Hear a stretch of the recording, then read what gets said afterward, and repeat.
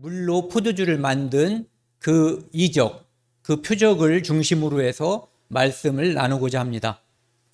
여기 보시면은 예수께서 제자들 앞에서 이 책에 기록되지 아니한 다른 표적도 많이 행하셨으나 이 책에 기록되지 아니했다는 것은 요한복음으로 국한할 수가 있어요.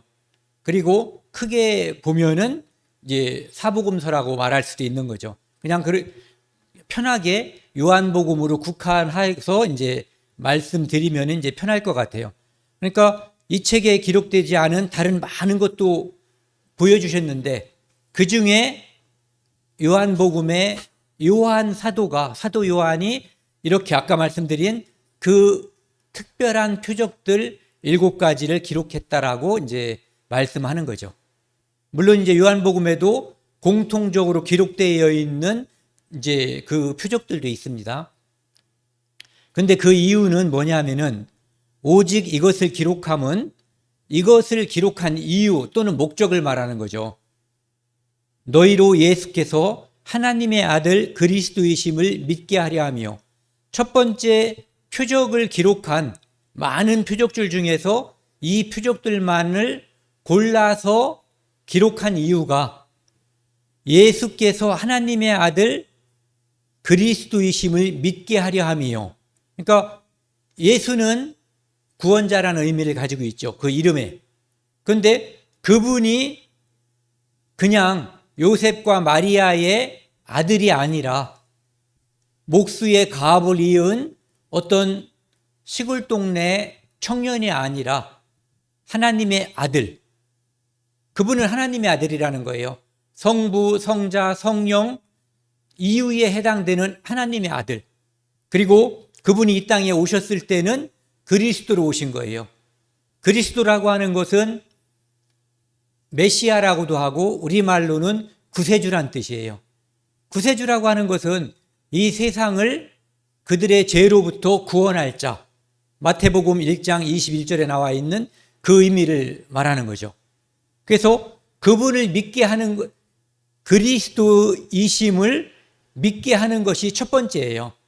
그리고 또 너희로 믿고 그리스도임을 믿은 사람들에게 그 이름을 힘입어. 이름은 뭐죠? 이름은 예수예요. 그 이름을 예수라 하라.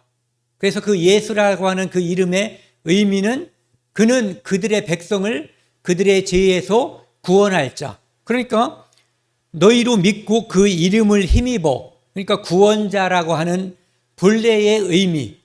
하나님께서 천사를 통해서 지으라고 했던 그 이름, 구원자라고 하는 그 이름을 힘입어 생명을 얻게 하기 위해서 이 표적을 특별히 기록했다는 거죠. 그러니까 특별하게 이 표적들을 기록한 목적은 하나만 얘기하라면 생명을 얻게 하기 위한 거예요.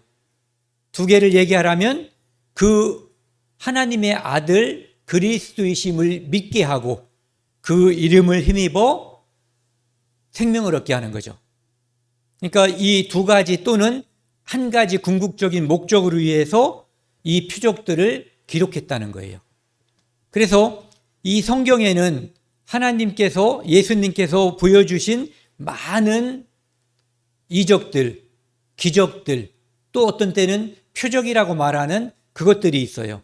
그런데 그 중에서 오늘은 특별하게 아까 말씀드린 것처럼 가나의 혼인잔치에서 예수님께서 물로 포도주를 만든 사건을 중심으로 해서 그것이 어떤 의미를 가지고 있는지 함께 나누는 그런 시간을 갖도록 하겠습니다.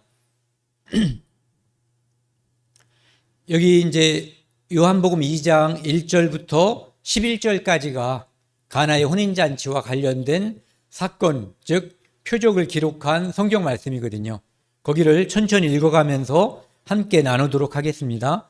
사흘째 되던 날 갈릴리 가나에 있어 예수의 어머니도 거기 계시고 예수와 그 제자들도 홀례의 청함을 받았더니 포도주가 떨어진지라. 예수의 어머니가 예수에게 이르되 저들에게 포도주가 없다 하니 예수께서 이르시되 여자여 나와 무슨 상관이 있나이까? 내 때가 아직 이르지 아니하였나이다. 그의 어머니가 하인들에게 이르되 너에게 무슨 말씀을 하시든지 그대로 하라 하시니라. 이 장면을 읽을 때마다 그 마리아라고 하는 믿음이 좋았던 한 성도, 그분에 대해서 참 많이 생각을 하게 돼요. 이분은 하나님께 복을 받은 자라고 했지만 육신적인 눈으로 보면은 엄청난 고통, 슬픔, 아픔을 경험했었던 그런 사람이죠. 첫 번째는 처녀가 잉태함으로써 유대 사이로부터 나쁜 소리, 심지어는 돌로 쳐 죽여서 죽음을 당할 수 있는 그런 형편에까지 처해진 그런 여자였어요. 근데 그런 것들을 각오하고서도 하나님의 말씀이 나에게 이루어지이다. 그러니까 주의 여종이오니 말씀대로 이루어지이다 하고 하나님께서 원하시는 그 사역, 그 일을 거부감 없이 전적으로 어떠한 불이익을 받더라도 내가 그것을 감수하겠다라고 믿음으로 받아들인 믿음의 성도예요. 그런데 이 성도 마리아에게 무슨 특별한 일이 있었던 것 같아요. 여기 먼저 지도를 한번 보여드릴게요. 여기가 나사렛이거든요. 여기요. 그러니까 여기에서 오늘 잔치가 있는, 결혼잔치가 있는 곳은 가나라고 하는 곳이에요. 이 지역을 통틀어서 이렇게 갈릴리라고 해요. 그래서 여기 있는 이 호수를 갈릴리 호수라고 부르는 거죠. 그래서 나사렛에 살던 엄마 마리아와 그의 육신적인 아들 예수, 그리고 그의 제자들이 여기에 초청을 받아서 가나에 갔는데 거기에서 벌어지는 사건을 표적을 기록한 것이 요한복음 2장 1절에서 11절까지의 말씀이에요. 갈릴리 가나에 혼례가 있어 예수의 어머니도 거기 계시고, 예수의 어머니가 거기에 갔다는 것은 그 혼례 주인하고 어떤 관계가 있는 거죠. 친한 사이라든지 친족, 가족이라든지 어떤 특별한 관계가 있는 거예요. 여기 보시면은 예수와 그의 제자들도 혼례의 청함을 받았다라고 하는 것으로 볼 때 단지 그 예수의 모친만 특별한 관계가 있는 것이 아니라 그의 아들이었던 제자도, 그리고 예수님도, 그리고 예수님이 가니까 제자들도 이렇게 따라간 특별한 관계, 그런 관계에 있었던 거죠. 그런데 이제 문제가 생겼는데, 이스라엘 사람들은 전에도 이제 말씀드렸지만은 결혼잔치를, 혼인잔치를 우리나라는 보통 요즘은 오래 안 하죠. 예식장에서 결혼하면은 그냥 몇 시간 하고 말잖아요. 그런데 예전에는 시골에서 적어도 3일 정도는 했었던 것 같아요, 잔치를. 그런데 이스라엘은 혼인잔치를 적어도 일주일 동안은 하는 거예요. 그런데 그 혼인잔치 중에 사흘째 되던 날이었는지 아니면 며칠째 되던 날이었는지, 이 사흘째라고 하는 것이 어떤 의미인지 모르지만 만약에 혼인잔치 일주일 중에서 사흘째 되던 날, 결혼잔치가 일주일 지속돼야지 되는데 3일째 되던 날 포도주가 떨어져 버리면 잔치가 엉망이 되겠죠. 마지막 날 1시간 남겨놓고 떨어지면 뭐 옆집 가서 조금 빌려올 수도 있고 이런 상황이 되겠지만, 너무 많은 양이 필요하면은 정말 대책이 없는 거예요. 그런데 그 자료에 의하면 이 포도주라고 하는 것은 유대인들의 결혼잔치에 있어서 필수품이라고 그래요. 꼭 있어야 하는 것. 어떤 분은, 제가 이제 다른 분 설교를 들어봤더니 전라도 저쪽 전라남도 이쪽에서는 결혼식이라든지 잔치를 할 때 홍어를 이렇게 대접한대요. 그러니까 잔치를 하면은 홍어가 꼭 있어야 되는데 홍어가 떨어진 것으로 이제 비유를 한다면 그 남도 사람들은 이해가 쉽다라고 얘기를 하더라고요. 그러니까 그만큼 꼭 필요한 것이 떨어져 버린 거예요. 그리고 이 포도주라고 하는 것은 우리 인생에 있어서 기쁨을 상징하는 그런 거거든요. 근데 그것이 중간에 딱 떨어져 버린 거예요. 우리는 이 세상에 살면서 어떤 중간에 기쁨이 딱 끊겨버릴 때가 있어요. 내가 우리 개인 자신이 치명적인 질병에 걸려서 오래 살 수 없다라고 하는 판정을 받을 때 시한부라고 그러죠. 그러면은 아침까지는 잘 먹고 야 내일 만나서 또 뭐 먹자, 내일 어디 놀러 가자, 친구들과 가족들과 약속도 했는데 이런 일이 갑자기 벌어져서 의사 선생님께서 당신은 이렇습니다라고 이야기해버리면 모든 기쁨이 다 끊겨버리는 거예요. 내가 마치 이렇게 절벽에 서 있는 것과 같은 그런 상태가 되는 거거든요. 그렇지 않다고 해도 우리는 언젠가 모든 사람이 그 절벽에 설 때가 있어요. 걷다가 이 마지막에 도달할 날이 반드시 와요. 이것이 기쁨의 끝이거든요. 이 세상에서 우리가 먹고 마시는 것, 다른 사람들에게 그럴듯해 보이는 명예와 출세, 이런 것으로 누렸던 기쁨은 언젠가 절벽에 떨어지는 것처럼 끝나는 날이 반드시 오는 거예요. 그날이 오면 그것으로 인해서 누렸던 기쁨은 끝나겠죠. 그런데 우리가 다른 것으로 이 땅에서 소망을 가지고 기쁨을 가지고 살았다면 그 절벽이 나에게 절망을 주지 못해요. 이 절벽이 내 소망을 더 이상 끊어놓지 못하게 하는 거거든요. 그래서 여기에서 떨어진 이 포도주라고 하는 것은 그곳에 참석한 모든 하객들 한 사람 한 사람은 내가 오늘 포도주를 마시고 기쁜 마음으로 축하하고 즐기려고 했었다고 하는 그런 것이 좀 끊길 수가 있지만 이 결혼 혼주, 이 아들의 아버지의 입장에서는 낭패가 되는 거죠. 그래서 우리는 인생에서 낭패를 당하는 어떤 날이 후련히 불현듯 갑자기 이를 수가 있어요. 그래서 우리는 그 육신의 그것 말고 하나님께서 주신 소망, 거기에 내 진짜 소망을 걸고 살아야만 그 황당함 앞에서 절망하지 않고 그곳에서도 위로를 받고 소망 속에 오히려 나를 위로하러 온 다른 사람들에게 진짜 소망이 있음을 알려줄 수가 있는 거거든요. 그래서 예수께서 이르시되, 여기 보시면은 3절을 다시 한번 제가 읽어볼게요.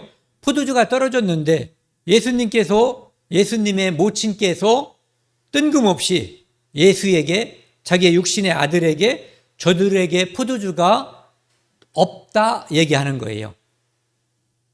그러니까 예수님에 대해서 이 땅에서 그 당시에 누가 제일 잘 알까요? 마리아보다 더 잘하는 사람은 아마 없었을 거예요.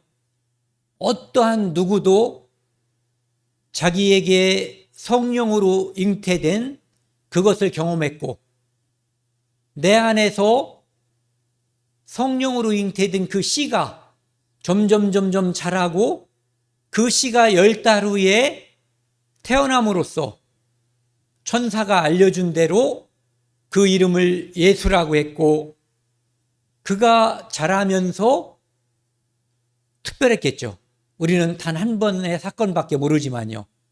그 12살 때 성전에 갔을 때의 그 모습만 우린 기억하고 성경에 기록되어 있지만 이 마리아는 예수 그리스도가 성장하는 모든 과정을 목격한 사람이에요. 그래서 그분이 그리스도라고 하는 것, 그분이 구세주라고 하는 것을 알고 잉태했고 알고 키웠던 그런 사람인 거예요. 그리스도라고 하는 것은 이 땅에 오시는 하나님이신 거거든요. 하나님이신 거죠.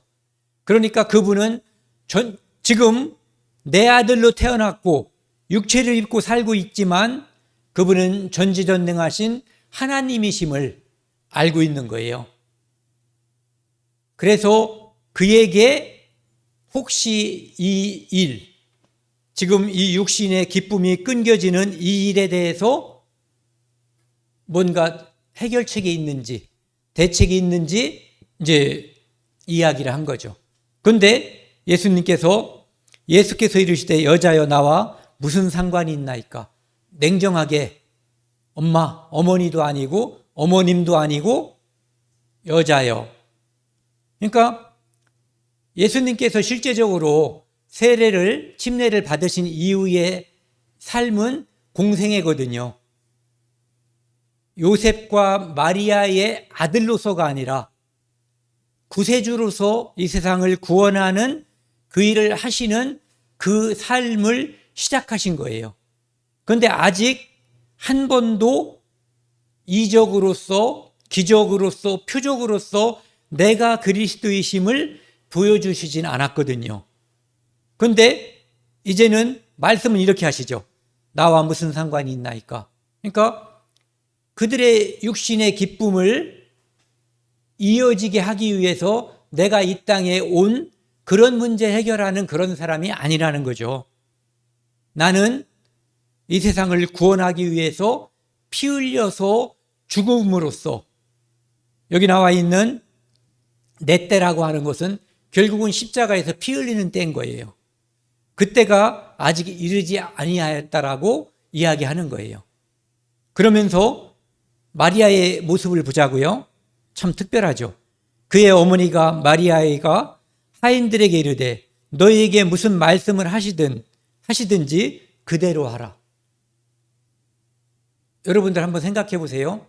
내가 만약에 누군가에게 친한 사람, 이렇게 얘기해 보자고요. 내 아들한테 돈이 필요해서 돈 좀 꿔달라고 했는데 그 아들이나 딸이 남자요 또는 아저씨 그러면서 저한테 나와 무슨 상관이 있나이까? 난 아직 돈 있는 거 아닌데 내 때가 이르지 아니하였나? 또는 뭐 돈 없다고 얘기해버리면 정남이가 뚝 떨어지겠죠. 입맛이 뚝 떨어질 거예요.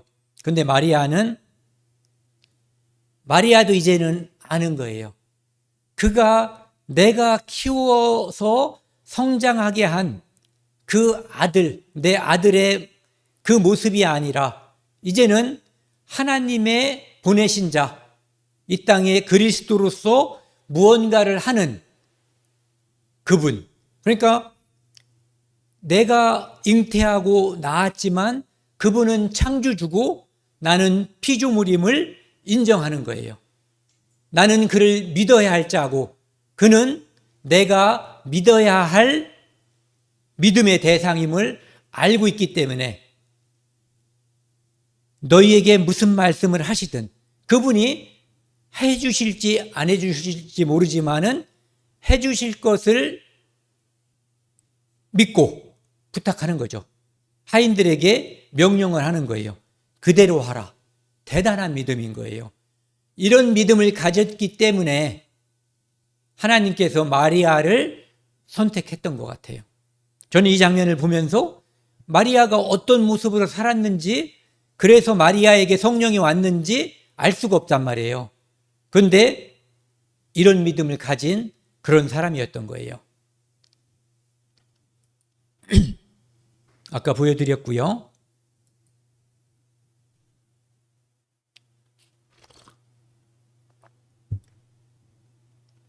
근데 유대인들은 레위기에 보면은 유대인들은 정결의식이 있어요.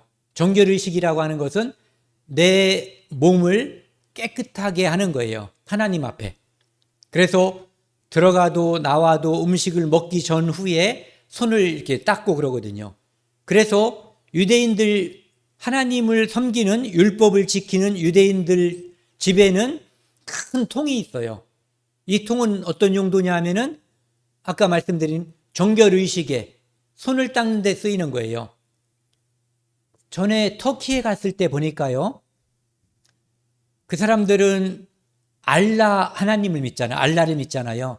그런데 그 사람들도 모세오경을 믿거든요. 그 사람들이 정결의식 때문에 그들이 말하는 그 뭐라고 부르죠? 성전이라고 안 부르고, 네, 모스코?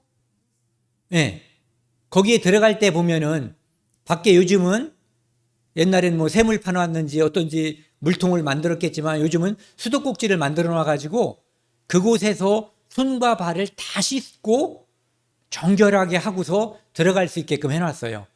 그런데 여기 나와 있는 이 도랑아리라고 하는 것이 바로 그 정결의식에 쓰이는 도랑아리인 거예요. 그러니까 이 도랑아리는 그들이 율법을 지키는 사람들이라고 하는 것을 우리가 알 수 있는 거죠. 그런데 율법은 어떤 사람은 크게 대별해서 10가지 10계명을 말하고 또 율법을 뭐 600여 가지라고 말하고 어떤 사람은 율법을 10,000가지라고 말하기도 하거든요. 파생적으로 있기 때문에. 그런데 이 율법이 말하는 정결의식, 내가 어떤 잘못을 했을 때 또는 내가 무엇을 내 몸을 씻기 위해서 무엇을 할 때, 그러니까 율법을 지키기 위해서 하는 그 행동은 인간이 아무리 노력을 많이 해도 실제적으로 지킬 수가 없는 거죠. 그러니까 도랑아리 여기 6이라고 되어 있고 그 성경학자들이 말하길 이 도랑아리는 대략 우리 지금으로 말하면 그 80리터에서 120리터 정도? 그게 집에 욕조 같은 거 있잖아요. 욕조에 물을 가득 채우는 정도. 그러니까 상당히 많은 거예요. 이걸 먼저 한번 보여드릴게요.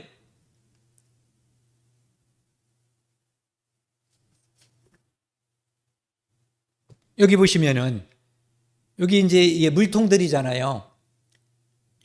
요즘은 20리터짜리가 거의 안 나와요. 18.9리터짜리 이렇게 써 있더라고요. 그런데 제일 큰 것을 20리터라고 보자고요. 물통을.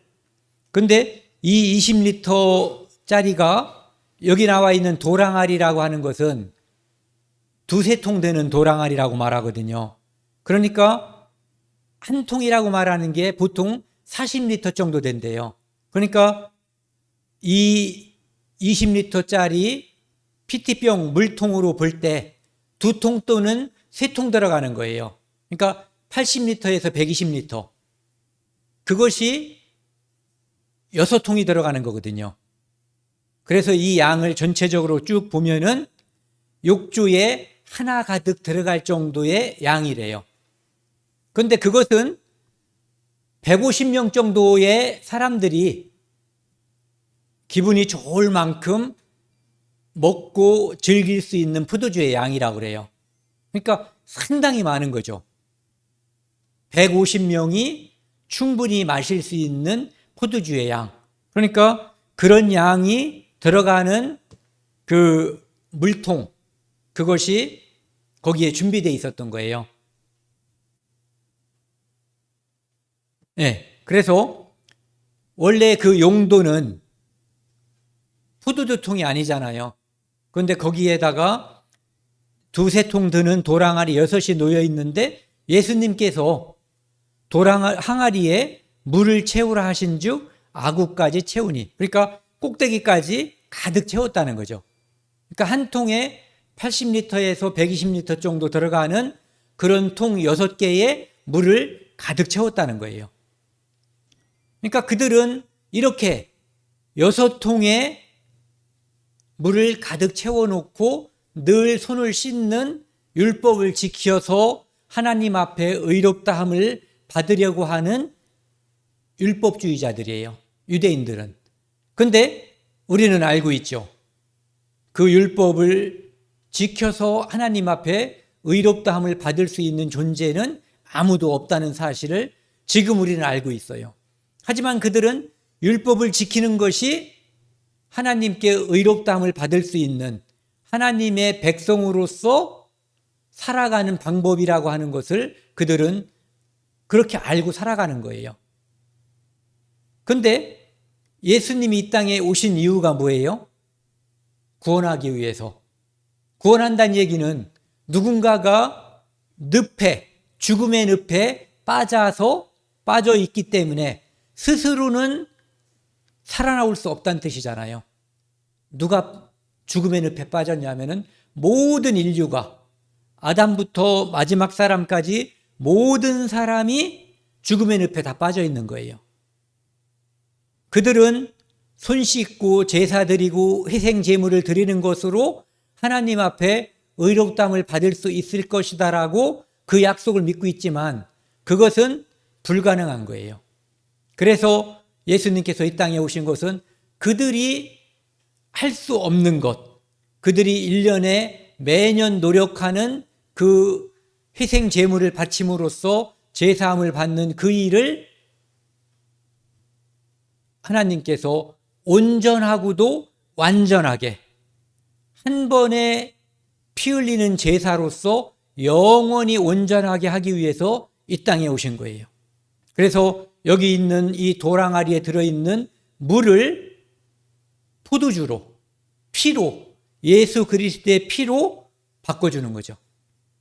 그들은 도랑아리의 율법으로서는 그들이 의롭다함을 받을 수 없지만 예수 그리스도께서 흘리는 피로써 온전하고도 영원한 제사함을 받을 수가 있는 거예요.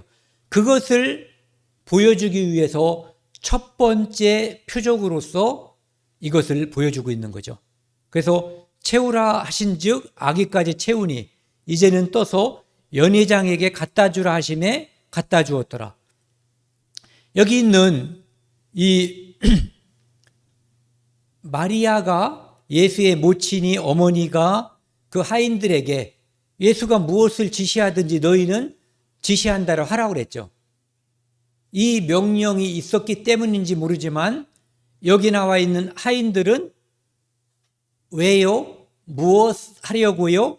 의문을 표하거나 또는 이의를 제기하지 않고 예수님께서 시킨 대로 이 파란 글씨 채우라고 하신 즉 여기까지 채운 게 아니라 아구까지 채웠어요.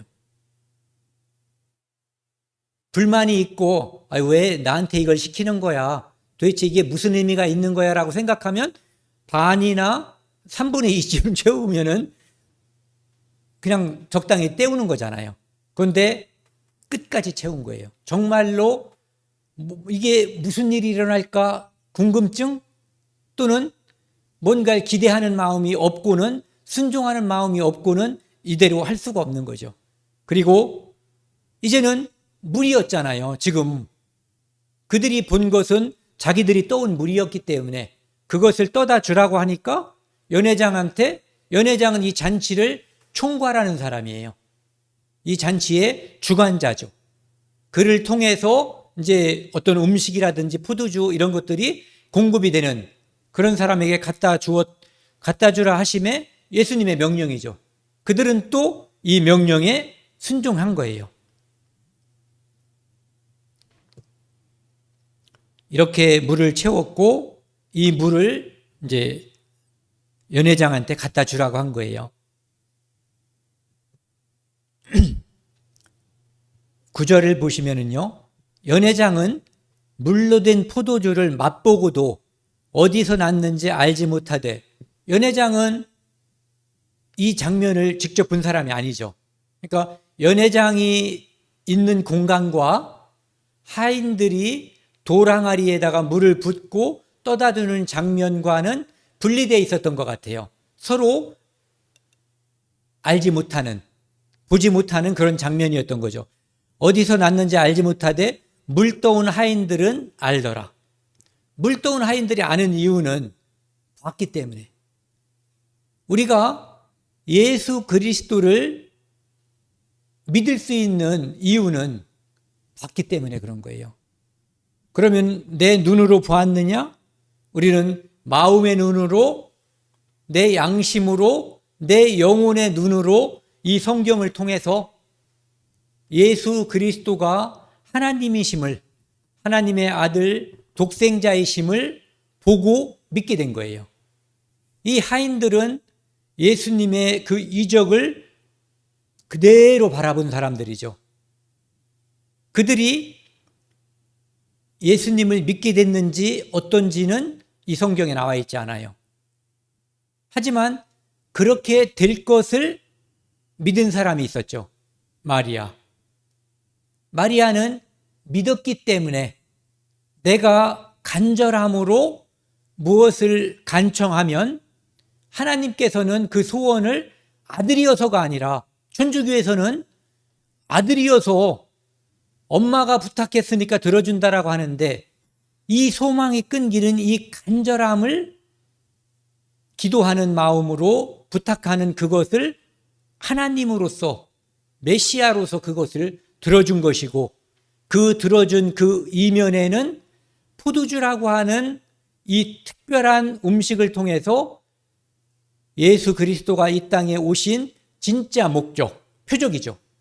예수 그리스도임을, 물이 포도주가 되어지는 이 장면을 통해서 이적, 표적을 일으키는 그리스도이심을 보여주고, 또 물로서 할 수 없는, 율법으로서 할 수 없는 온전함과 영원한 제사함에 대해서 피로써 온전히 용서하는 그것을 미리 보여주는 거죠. 그래서 이 표적을 여기서 첫 번째 표적으로서 물이 포도주가 되는 것을 보여주시고요. 그 다음에 예수님께서는 마가의 다락방에서 우리가 흔히 말하는 최후의 만찬 때 그분은 포도주를 제자들에게 주면서 이것은 내가 너희를 위해서 흘리는 뭐라고요? 피라고 얘기했어요. 그래서 지금 우리가 바라보고 있는 요한복음 2장 9절에 나와 있는 이 포도주, 이 피와 마가복음 14장에 나와 있는 그 피는 같은 피예요. 그러니까 처음도 피로 시작하고 마지막도 피로 끝나는 거죠. 연회장이 신랑을 불러 말하되 사람마다 먼저 좋은 포도주를 내고 취한 후에 낮은 것을 내거늘 그대는 지금까지 좋은 포도주를 두었도다 하니라. 이것은 뭐 당연한 거예요. 술 먹고 취해본 사람들은 다 알 거예요. 나중에는 아무거나 줘도 입맛을 알 수가 없는 거예요. 뭐 막걸리에다가 소주를 타서 줘도 모르고 뭘 갖다 줘도 몰라요. 그러니까 그걸 말한 거거든요. 그런데 실제로는 우리가 하나님께 기도하면 악한 자라도 좋은 것으로 준다고 말씀하시면서 예수님께서 좋은 것으로 주지 않겠느냐. 그것은 바로 우리가 하나님께 기도하면 영원한 것, 완전한 것, 성령으로서 영원한 죄사함을 우리에게 선물로 주시거든요. 그러니까 앞에 있는 그 도랑아리에 들어있는 것이 율법을 통해서 우리가 깨끗해지는 그것이었다면 뒤에 있는 좋은 것이라고 하는 것은 예수 그리스도의 피로 말미암는 완전한 구원, 새포도주, 이거에 해당이 되는 거죠. 그래서 예수께서 이 첫 표적을 갈릴리 가나에서 행하여 그의 영광을 나타내심에 제자들이 그를 믿으니라.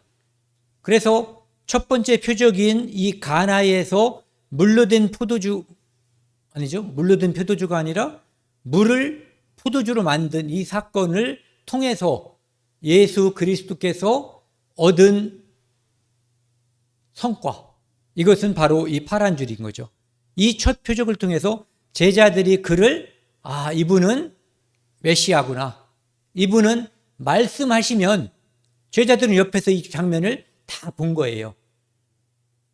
말씀하시면 물이 포도주가 되게 하실 수 있는 분, 말씀하시면 없는 것이 있게 되게 하시는 분, 아무것도 없는 곳에서 우주와 만물을 창조하실 수 있는 분, 그분이라고 하는 것을 알게 된 거예요. 이 표적을 통해서. 그래서 이 표적은, 그리고 하나님을 믿게 되는 이 역사는 말씀에 순종할 때 그 역사가 일어난다고 하는 것을 우리가 이제 두 번째로다가 이제 알 수가 있는 거죠. 이 장면은 좀 전에 우리가 봤었던 요한복음 2장 장면과 실제로 밀접하게 연결되는 그런 장면이거든요.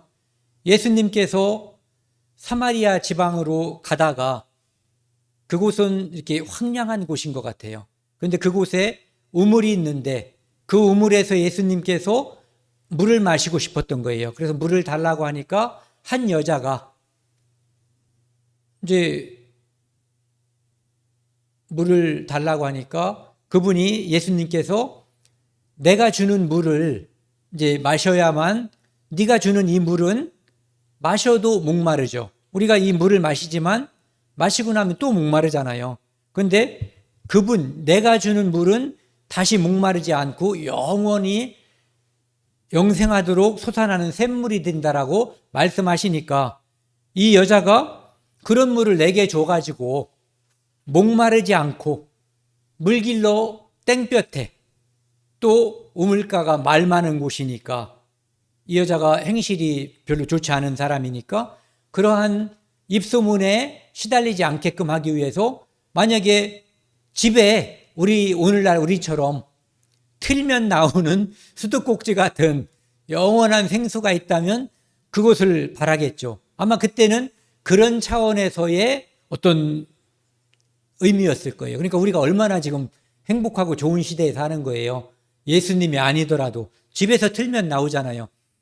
지금 어르신들은 어렸을 때 어떤 경우에는 동네 공동우물 이런 데서 물을 길어다가 집에서 쓰는 집들도 있었고, 그 공동우물이 없으면은 시냇물이 있는 데까지 가서 물을 떠다가 쓰는 경우도 있었거든요.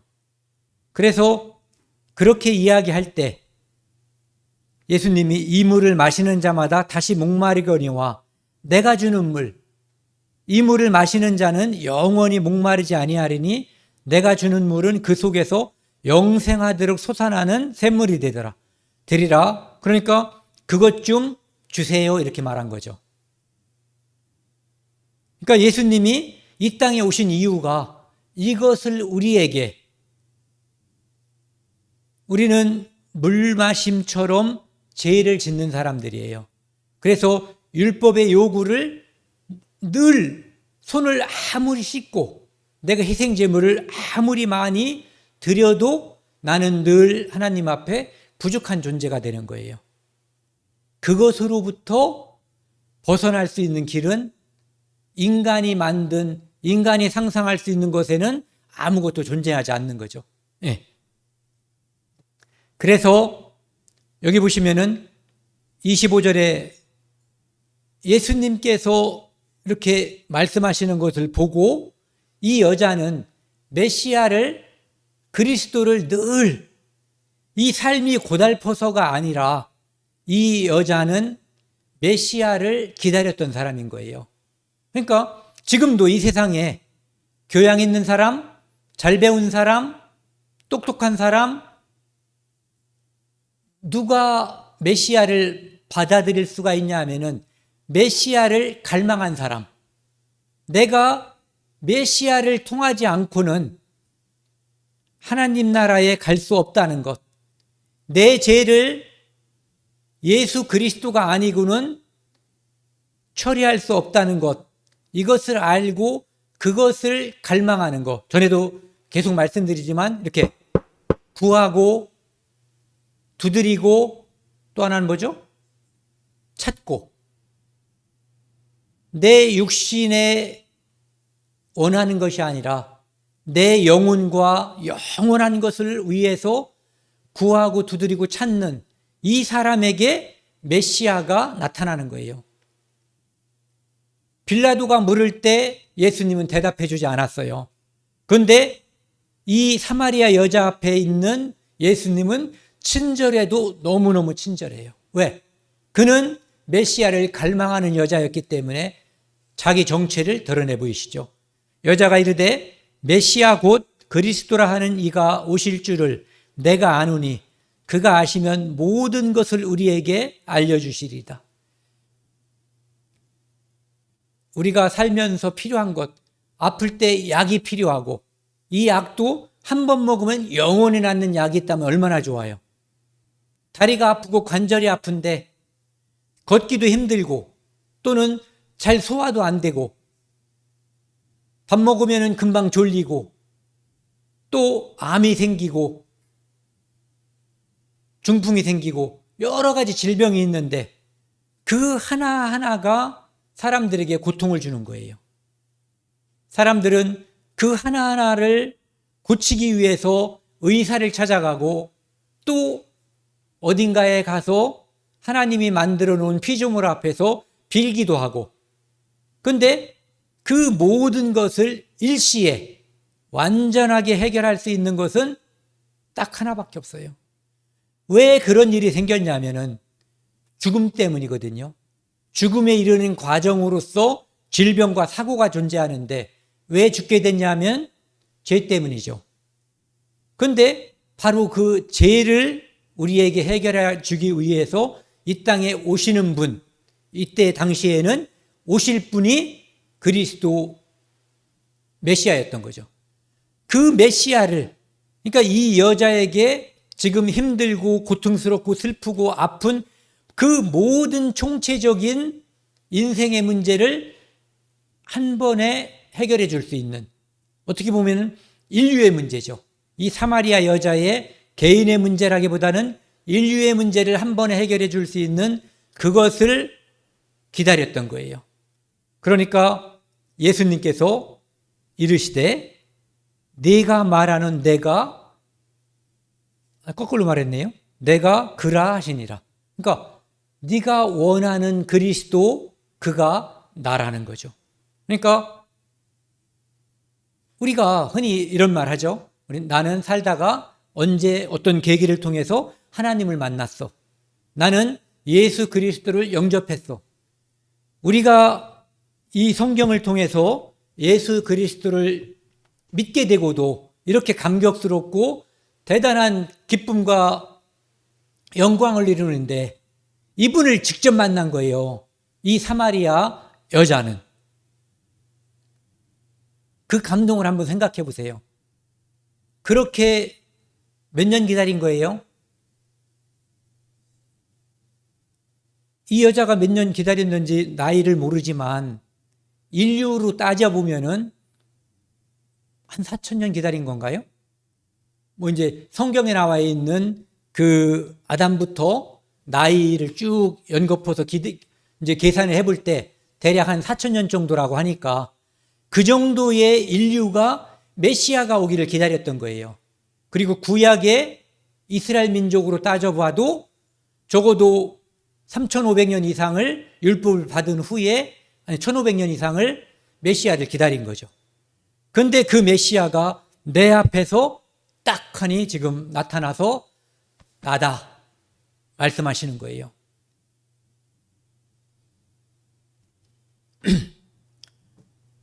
요한복음 7장 37절 38절 말씀이요. 같이 읽겠습니다. 명절 끝날 곧 큰 날에 예수께서 서서 외쳐 이르시되 누구든지 목마르거든 내게로 와서 마시라. 나를 믿는 자는 성경의 이름과 같이 그 배에서 생수의 강이 흘러나오리라.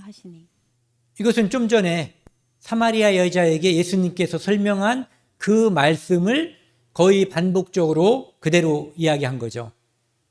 예수를 믿는다고 하는 것은 우리가 인생에서 목마름, 고달픔, 슬픔, 고통, 죽음, 그것으로 인한 모든 아픔, 이것이 예수 그리스도를 믿음으로 말미암아 다 해결될 수 있다는 거죠.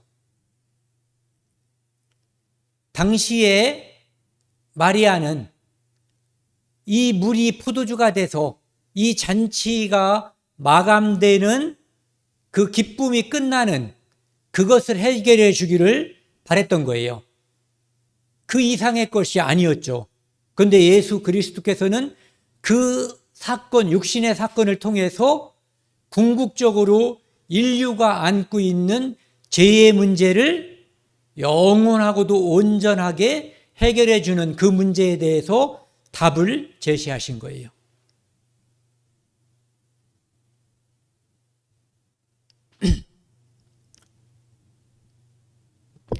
여기 보시면 아까 말씀드렸던 마가복음 14장에 우리가 이제 알고 있는 이게 치유의 만찬이라고 그러죠. 그렇죠? 예. 마가의 다락방에서 있었다고 하는 치유의 만찬. 여기에서 예수님은 자신의 제가 이거 마시는 이 물도 홍초를 타서 지금 빨간 거거든요. 이렇게 포도주를 제자들에게 나누어 주시면서 이것이 내가 너희를 위해서 흘리는 피라고 말씀하시는 거죠. 그러니까 가나에서 있었던 그 사건과 이 마가의 다락방에서 치유의 만찬에서의 이 포도주는 맥을 같이 하는 거예요. 같은 의미에서, 즉 인류의 문제를 죄로 인해서 인류에게 벌어지는 모든 그 불행을 한 번의 기쁨과 행복으로 바꿔주는 예수 그리스도가 십자가에서 흘리는 그 속죄의 피를 이야기해 주고 있는 거죠. 24절, 마가복음 14장 24절만 같이 읽겠습니다. 여기요. 이르시되 이것은 많은 사람을 위하여 흘리는 나의 피, 곧 언약의 피니라. 이 언약의 피는 창세기 3장 15절에서 약속했던 것이고, 그리고 그 후에 수많은 선지자를 통해서 메시아를 보내주겠다라고 하는 그 약속이고, 그리고 예수님께서 내가 이제 죽어서 너희들을 내게로 이끌겠다라고 말씀하신 그 약속, 언약의 피인 거예요. 이 언약의 피는 과거에는 염소를 잡아서 1년에 한 번씩 대제사장이 속죄소에 뿌렸던 그 피고, 6월절에 잡았던 양의 피였으며, 그리고 지금은 예수께서 이제 인류의 모든 죄를 대속하기 위해서 잠시 후 십자가에 달려서 흘리는 그 피를 말하는 거예요. 그것을 가나의 혼인잔치 때 미리 말씀해 주신 거예요. 율법으로 안 되는 것, 율법을 아무리 지키려고 해도 안 되는 그것을 그 하나님의 거룩한 어린 양의 피로써 온전히 영원히 해결할 수 있음을 보여주는 것이죠. 오늘 준비한 마지막 말씀입니다. 같이 한번 읽겠습니다. 계시록 19장 9절 말씀입니다. 천사가 내게 이르시되 말하기를 기록하라. 어린 양의 혼인잔치에 청함을 받은 자들이 복이 있도다 하고, 또 내게 말하되 이것은 하나님의 참되신 말씀이라 하고로. 가나의 혼인잔치에서 거기에 온 사람들이 자기들의 노력과 어떤 것으로도 행복할 수 없었어요. 그 잔치는, 그전에 무슨 영화를 보니까 파티는 끝났다 이런 대목이 나오더라고요. 그러니까 인간이 누리는 파티는 어느 날 꼭 끝나게 되어 있거든요. 옛날에 아무리 그 권한이 큰 왕들도 그 잔치를 뭐 수백 일 동안 연속해도 언젠가 잔치는 끝나게 되어 있는 거예요. 그런데 여기 보면은 어린 양의 혼인잔치라고 하는 것이 나와 있어요. 이것은 바로 이 땅의 모든 사람을 예수 그리스도께서 초청하는 거예요. 그들의 죄 때문에 고민하고 고통받고 사망과 두 번째 사망에 이르는 그 모든 것에서 하나님께서 그들을 불러서 그들을 죄사함으로 말미암아 이제는 영원히 온전케 함으로써 아담 안에서 죄인이 된 모든 사람을 그리스도 예수 안에서 의롭다 하기 위해서 혼인잔치에 초청한 거거든요. 그래서 가나의 혼인잔치의 그 모습은 이 요한계시록 이제 19장에서 말하는 어린 양의 혼인잔치를 통해서 완성되는 거예요. 예수 그리스도가 이 땅에 이미 오셨어요. 과거에 이 땅에 오시기 전에는 오신다는 약속이었어요. 그런데 이제 우리는 그분이 오셨다가 간 지가 벌써 2000년이 된 거예요. 2000년이 가신 지는 2000년이 안 됐죠. 오신 지는 2000년이 넘어버렸어요. 그리고 그분이 언제 오실지 몰라요. 이 혼인잔치, 어린 양의 혼인잔치에 초청했는데, 모든 사람을 초청했는데, 이 초청에 응할 수 있는 시기가, 기한이 언제 마감이 될지 우리는 알 수 없어요. 그것이 끝나기 전에 그 잔치에 응하는 것이 우리가 이 땅에 태어난 유일한 목적이에요.